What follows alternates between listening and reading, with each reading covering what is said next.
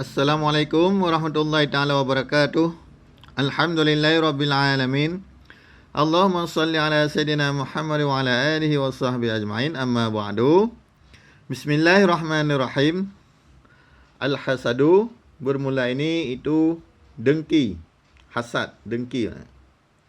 Ini juga sifat yang tercela di dalam agama. Wa tamanni zawalil ni'mati anil ghairi. Wa bermula adanya hasad itu keinginan hilang nikmat daripada orang lain. Ingin hilang nikmat daripada orang lain. Ini definisi atau tarif daripada dengki. Menginginkan nikmat yang ada pada orang lain itu hilang. Ini dinamakan dengan hasad. Wa amma tamanni misli ma li ghairi fa yusamma ghibtatan. Dan adapun keinginan misil barang bagi orang lain itu niscaya maka dinamakan akannya keinginan akan ghibtah, akan kehendak hati, rencana, cita-cita. Definisinya ghibtah iaitu keinginan misil barang bagi orang lain. Orang lain punya kelebihan, kita juga ingin seperti itu. Itu dinamakan ghibtah. Kalau keinginan nikmat yang ada pada orang lain itu hilang, itu dinamakan hasad. Ini beda-beda tipis antara hasad dengan ghibtah. Sekali lagi, hasad keinginan hilang nikmat daripada orang lain.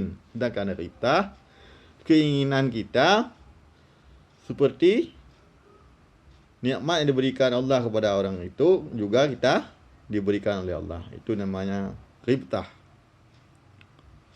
Walaysat bimadmumatin, dan tidak ada ianya ghibtah itu sabit dengan dicelakan. Jika Allah memberikan satu kelebihan kepada orang lain dan kita juga ingin seperti itu, orang tersebut itu tidak dicela oleh agama. Bal hiya matlubatun, bahkan bermula adanya ghibtah itu dituntutkan, dianjurkan oleh supaya ada kemajuan di dalam hidup kita.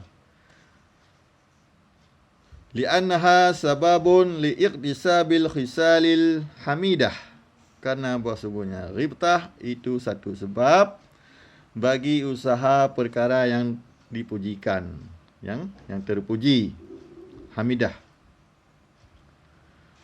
Karena sesungguhnya ghibtah itu sebab bagi usaha perkara yang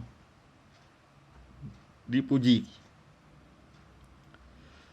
Ini alasan ghibtah itu di matlubah dianjurkan, ditutupkan. Walidha qala sallallahu alaihi wasallam, karena demikian antara hasad dan ghibtah itu bersabdalah Nabi sallallahu alaihi wasallam, al-mu'minu yaghbitu wal munafiqu yahsudu. Apa kata Rasulullah? Apa sabda Nabi? Bermula mukmin itu dighibtah ianya mukmin, dan bermula munafik itu didengki ianya munafik. Perbezaan antara mukmin dengan munafik. Munafik didengki, orang mukmin berghibtah, cemburu, kepingin juga seperti orang-orang. Boleh dalam agama, boleh dalam agama iaitu ghibtah, bahkan dianjurkan. Wa asbabul hasadi salasatun, dan bermula sebab-sebab dengki itu 3. Sebab-sebab dengki itu 3.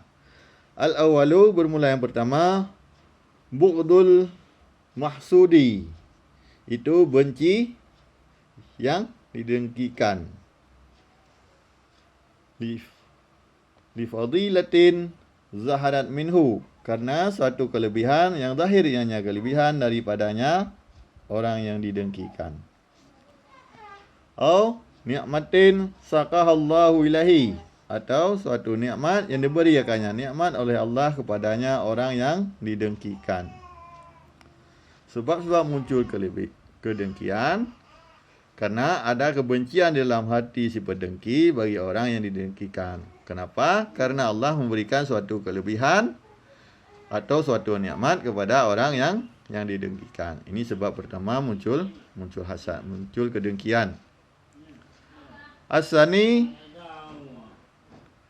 tafawukul mahsudi fil fadli. Dan bermula yang kedua, itu unggul yang didengkikan pada suatu kelebihan. Bihaisu ya'jidul hasidu anil husuli ilahi. Dengan sekira-kira lemahlah si pendengki daripada sampai kepadanya kelebihan. Sebab kedua muncul kedengkian, karena suatu keunggulan pada orang yang didengkikan, si pendengki tidak bisa mencapainya. As-salisu suhul hasidi. Dan bermula yang ketiga, itu tamak si pendengki, si hasid. Karena dia tamak. Sebab yang ketiga, hasad, dengki, karena tamaknya si pendengki. Bifadaili, dengan segala kelebihan. Fayahsudu kullaman nalahu khairun. Maka didengki ianya si pendengki akan tiap-tiap orang yang digapai akannya orang oleh kebaikan. Siapapun orang yang mendapat kebaikan, semuanya didengki. Kenapa? Karena di hatinya ada sifat tamak. Walladhi yudhibul hasada minal qulubi. Dan bermula alladhi yang menghilang ianya alladhi akan dengki daripada hati. Tamasuku biddini. Itu berpegang teguh dengan agama. Sebab-sebab yang bisa menghilangkan kedengkian di dalam hati itu berpegang teguh dengan Islam. Wa mulahadatu ma fil hasadi minaz zarari. Dan memperhatikan barang-barang di dalam kedengkian daripada kemudaratan. Memperhatikan barang-barang di dalam dengki daripada kemudaratan. Kalau kita meyakini dalam hati banyak kemudaratan yang ditimbulkan daripada kedengkian, maka hati kita akan bersih daripada dengki, insya-Allah. Wa ridha bil qada'i wal qadari. Dan ridha dengan qada dan qadar, dengan ketentuan Allah yang telah ditakdirkan. Ini 3 sebab yang bisa menghilangkan kedengkian di dalam hati. Pertama, berpegang teguh dengan agama. Yang kedua, memperhatikan bahawa di dalam kedengkian banyak kemudaratan. Yang ketiga, iaitu ridha dengan qada dan qadar Allah. Wa mimma warada fi damil hasadi qaulun Nabi sallallahu alaihi wasallam. Dan sebahagian daripada barang-barang yang warid ianya barang pada celah dengki, itu sabda Nabi sallallahu alaihi wasallam. Al hasadu ya'kulul hasanati kama ta'kulun narul khataba.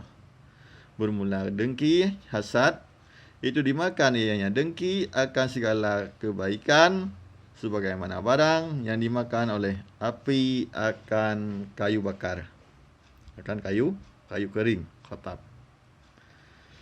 Ini sabda Rasulullah yang menunjuki bahawa kedengkian itu suatu sifat yang tercela. Kata Rasulullah, sabda Nabi, kedengkian bisa menghancurkan, memakan segala kebaikan telah kita kerjakan, seperti mana api memakan kayu kering yang kayu bakar, cepat sekali habisnya. Jika ada api kedengkian di dalam hati, maka kebaikan-kebaikan yang dilakukan orang tersebut akan hilang, dimakan oleh dengki tersebut. Wallahu alam. Sekian dulu. Wabillahi taufiq wal hidayah. Wassalamualaikum warahmatullahi wabarakatuh.